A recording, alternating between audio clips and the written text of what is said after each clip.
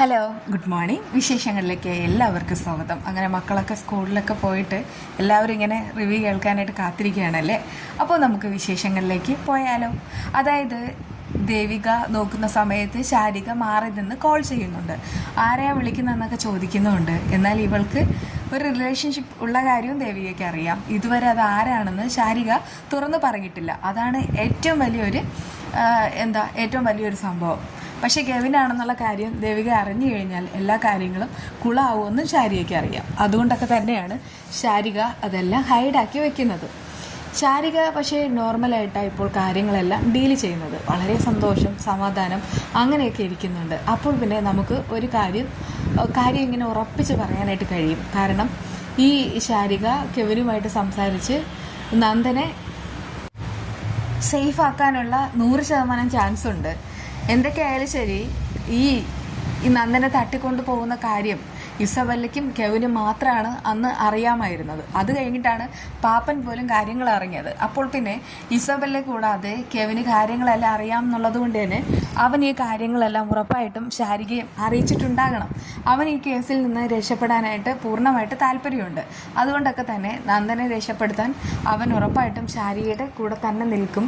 അതുകൊണ്ടാണ് ശാരിക ഇത്ര കൂളായിട്ട് ദേവികയോട് കാര്യങ്ങളെല്ലാം സംസാരിക്കുന്നത്. ഇതിനിടയ്ക്ക് നീ ആരെയാണ് വിളിക്കുന്നതെന്നൊക്കെ ഉള്ള ചോദ്യങ്ങൾ വരുന്നുണ്ടല്ലോ. ആ സമയത്തൊക്കെ ശാരിക പറയുന്നുണ്ട്, ചേച്ചി ഇപ്പോൾ പറഞ്ഞാൽ ശരിയാവത്തില്ല, ഇതൊക്കെ എൻ്റെ പേഴ്സണൽ പ്രശ്നമാണ്, ഇതിൽ നിങ്ങളാരും ഇടപെടേണ്ട കാര്യമില്ല, എന്നായാലും ഒരിക്കൽ ഞാൻ കാര്യങ്ങളെല്ലാം തുറന്നു പറയും. അങ്ങനെ ഒരു ഉറപ്പ് കൊടുക്കുന്നുണ്ട് തന്നെ ദേവികയ്ക്കും വേറെ കുഴപ്പമൊന്നുമില്ല. അവരങ്ങനെ പോകുന്നു. പ്രഭാവതി കരച്ചിലോട് കരച്ചിൽ തന്നെയാണ്. ചന്ദ്രമതിക്ക് ആശ്വസിപ്പിക്കാൻ ഒരു പരിധിയുണ്ട്. ചന്ദ്രമതി മാത്രമാണ് ഇപ്പോൾ പ്രഭാവതിക്ക് ഏക ആശ്രയമായിട്ടുള്ളത്. ദേവികയ്ക്കും അങ്ങനെ തന്നെയാണ്. ദേവികയ്ക്കും ഇപ്പോൾ ഈ ചന്ദ്രമതി അല്ലാതെ മറ്റാരുമില്ല. അതുകൊണ്ട് തന്നെ ഇടയ്ക്കിടയ്ക്ക് ചന്ദ്രമതി എൻ്റെ കാണാൻ വരും, കാര്യങ്ങളെല്ലാം തുറന്നു പറയും, ചന്ദ്രമതി ആശ്വസിപ്പിക്കും. എന്നാൽ ഇസബല്ല ആകെ ഭ്രാന്തെടുത്തതുപോലെ നടക്കാണ്. ഇസബല്ല കെവിനോട് കാര്യങ്ങളെല്ലാം തുറന്ന് ചോദിക്കുന്നുണ്ട്. നിന്റെ ചുറ്റിൽ പ്രകാശം പരത്തുന്ന ഒരു പെൺകുട്ടി ഉണ്ട് എന്ന് നീ സമ്മതിച്ചു കഴിഞ്ഞു, പക്ഷെ അത് ആരാണെന്നുള്ള കാര്യം മാത്രം നീ പറയുന്നില്ല. കെവിനാണെങ്കിൽ ശാരികയെ ചതിക്കണം എന്നുണ്ടായിരുന്നെങ്കിൽ അവൻ ഉറപ്പായിട്ടും ശാരികയുടെ പേര് ഇസബല്ലയോട് പറയുമായിരുന്നു.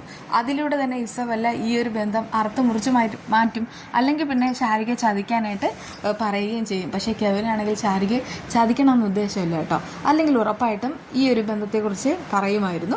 പക്ഷേ അവനും ഇത് ഹൈഡായിട്ട് വെച്ചിരിക്കുകയാണ്. ഈ ഒരു ബന്ധത്തെക്കുറിച്ച് ശാരികയും ഹൈഡാക്കി വെച്ചിരിക്കുന്നു, കെവിനും ഹൈഡായിട്ട് വെച്ചിരിക്കുന്നുണ്ട്. അത് അങ്ങനെ പോകുന്നു. അതിനിടയ്ക്ക് ഋഷിയുടെ കാര്യം, ഋഷിയാണെങ്കിൽ ഈ ഇസബലിനേക്കാളും അപ്പുറമായിട്ട് നടക്കുന്നുണ്ട് കേട്ടോ. ഋഷിയാണെങ്കിൽ കൈയൊക്കെ ഇടിച്ച് ഭയങ്കരമായിട്ട് ബഹളം ഉണ്ടാക്കുകയാണ്. അപ്പോഴേക്കും അരുന്ധതി വന്നിട്ട് ചോദിക്കുന്നുണ്ട്, നിനക്ക് എന്താടാ ഇത്? അല്ല, അവൻ നമ്മുടെ കയ്യിൽ നിന്നൊക്കെ രക്ഷപ്പെട്ടു, ആ നന്ദൻ. അത് കേട്ട് അരുന്ധതി ദേഷ്യത്തിൽ ചോദിക്കുന്നുണ്ട്, അല്ല നീ എന്തിനാണ് നന്ദൻ്റെ പിന്നാലെ നടക്കുന്നത്? നന്ദനെ ഉപദ്രവിച്ചിട്ട് നിനക്ക് എന്ത് കിട്ടാനാ? അതങ്ങ് വിട്ടുകളയി. നമുക്ക് നന്ദൻ്റെ ജീവിതമല്ല, നമ്മുടെ ജീവിതമാണ് വലുത്. നിനക്ക് ഈ ഒരു സമയത്ത് ചെയ്തു തീർക്കേണ്ട പല കാര്യങ്ങളുണ്ട്. നിനക്കാണെങ്കിൽ ഒരുപാട് വയസ്സൊന്നും ആയിട്ടില്ല, നീ ഇതുവരെ സെറ്റിൽഡ് ആയിട്ടില്ല, ഒന്നും ആയിട്ടില്ല. അതുകൊണ്ടൊക്കെ തന്നെ നിൻ്റെ ജീവിതത്തിൽ എന്തെങ്കിലുമൊക്കെ നേടാനുള്ള സമയമാണ് നീ ഇങ്ങനെ പ്രതികാരത്തിനായിട്ട് വെറുതെ കളയുന്നത്. അത് കേട്ടിട്ട് അവൻ പറയുന്നുണ്ട്, പ്രതികാരം എന്ന് പറഞ്ഞാൽ തല്ലിക പിടിക്കുക അതൊന്നുമല്ല, അവനെ അങ്ങ് കൊല്ലും, ഞാനങ്ങ് തീർക്കും എന്ന് പറയുമ്പോൾ അരുന്ധതി ഞെട്ടുകയാണ്. എന്നിട്ട് പറയുന്നുണ്ട്, എടാ നീ കിടക്കയിലായിരുന്ന സമയം ഞാനിപ്പോൾ ഓർക്കാണ്. ആ സമയത്തൊക്കെ നിന്നെ ഒന്ന് രക്ഷപ്പെടുത്താനായിട്ട് ഞാൻ ഒരുപാട് കഷ്ടപ്പെട്ടതാണ്. പക്ഷേ ദേവിക വന്നു നിന്നെ രക്ഷപ്പെടുത്തി. അതൊരു ഒരു മാജിക് പോലെ എനിക്ക് തോന്നിയത്. ആ പെൺകുട്ടി സത്യം പറഞ്ഞാൽ അവളോടും ചന്ദ്രത്തുള്ളവരോട് പ്രതികാരം വീട്ടാനാണ് അവർക്ക് ഞാൻ ജോലി കൊടുത്തത്. പക്ഷേ എന്നെ സംബന്ധിച്ച് അവൾ ഒരിക്കലും നിന്നെ കാണരുതെന്ന് ആഗ്രഹം ഉണ്ടായിരുന്നു. പക്ഷെ അവൾ അത് കണ്ടുപിടിച്ചു. അതൊരു ദൈവനിയോഗം. അതുകൊണ്ടാണല്ലോ നിന്നെ ഈ ഒരു രൂപത്തിൽ എനിക്ക് കിട്ടിയത്. അത് കേട്ട് ഋഷി പറയുന്നുണ്ട്, അമ്മ വെറുതെ സെൻറ്റി അടിച്ചുകൊണ്ട് വരണ്ട, സെൻറ്റിയൊന്നും അല്ലടാ, ഞാൻ പറയുന്ന മുഴുവൻ കാര്യങ്ങൾ തന്നെയാണ്. നിന്നെ രക്ഷപ്പെടുത്തിയത് ദേവികയാണ്. പക്ഷേ ആ ദേവികയോട് നന്ദിയും കടപ്പാടും കാണിക്കേണ്ടതിന് പകരം നീ ആ കുടുംബത്തെ മുഴുവനും താർക്കാനായിട്ട് നോക്കുന്നത്. ഇനി ഞാൻ നിന്നോടൊപ്പം ഇല്ല. അത് കേട്ടിട്ട് അവൻ അരുന്ധതിയെ പോലും കൊല്ലാനായിട്ട് ദേഷ്യത്തിൽ നോക്കുന്നുണ്ട് കേട്ടോ. അരുന്ധതി പറയുന്നുണ്ട്, നിനക്കിപ്പോൾ എന്നെയും കൊല്ലാനായിട്ട് തോന്നുന്നുണ്ടെന്നറിയാം, പക്ഷെ മോനെ നീ ഒരു കാര്യം വിചാരിക്കുക, നന്ദനും ദേവികയും അവരെയൊക്കെ വെറുതെ വിടൂ, എന്നിട്ട് നിന്റെ കാര്യത്തിൽ നീ എന്തായാലും ഫോക്കസ് ചെയ്യും. ആ ഇസബെല്ലയും കെവിനും കൂടെ നിന്നെ ചതിച്ചതെന്ന് എനിക്ക് തോന്നണേ. അതൊക്കെ കേട്ടിട്ട് അവൻ ഉറപ്പായിട്ടും നന്ദനെ കൊല്ലൂ എന്നൊക്കെ പറയുന്നുണ്ട് കേട്ടോ. അതിനിടയ്ക്ക് കാണിക്കുന്നത് നന്ദനെ ഇങ്ങനെ കൊല്ലുന്നതായിട്ട്, അതായത് നന്ദനെ കത്തി കൊണ്ട് കുത്തി കൊല്ലുന്നതായിട്ടൊക്കെ കാണിക്കുന്നുണ്ട്. പക്ഷെ അത് ഒരിക്കലും നടക്കാത്ത കാര്യമാണ്. ഇത് ഇത്രയും സ്വപ്നമാണ് കേട്ടോ, ഒരാൾ കാണുന്ന സ്വപ്നമായിട്ടാണ് ഇത് നമുക്ക് മനസ്സിലാക്കാൻ സാധിക്കുന്നത്. എന്നാൽ ഈ നന്ദനാണെങ്കിൽ സുരക്ഷിതമായിട്ട് തന്നെ ഒരു സ്ഥലത്തുണ്ട്. കാരണം ഈ ശാരികയാണെങ്കിൽ ഇടയ്ക്ക് മാറി നിന്ന് കെവിനോട് സംസാരിക്കുന്നതും ഇതൊക്കെ തന്നെയാണ്. ഇവിടെയാണെങ്കിൽ കെവിനാണ്, നോക്കിക്കോ, കെവിൻ ആദ്യം വില്ലനായിട്ട് വന്നെങ്കിലും അവൻ ഇനിയിപ്പോൾ അവൻ്റെ സ്വഭാവം അങ്ങോട്ട് മാറാനായിട്ട് പോവുകയാണ്. കാരണം ഒന്നുമില്ലെങ്കിലും ഈ ഇസബെല്ലേക്കാളും കെവിനും നന്ദനും തമ്മിൽ ഭയങ്കരമായിട്ട് സുഹൃത്തുക്കളാണ്. അങ്ങനെ നന്ദനെ വലിയ രീതിയിൽ ചതിക്കണമെന്നൊന്നും അവന് ആഗ്രഹമില്ലായിരുന്നു.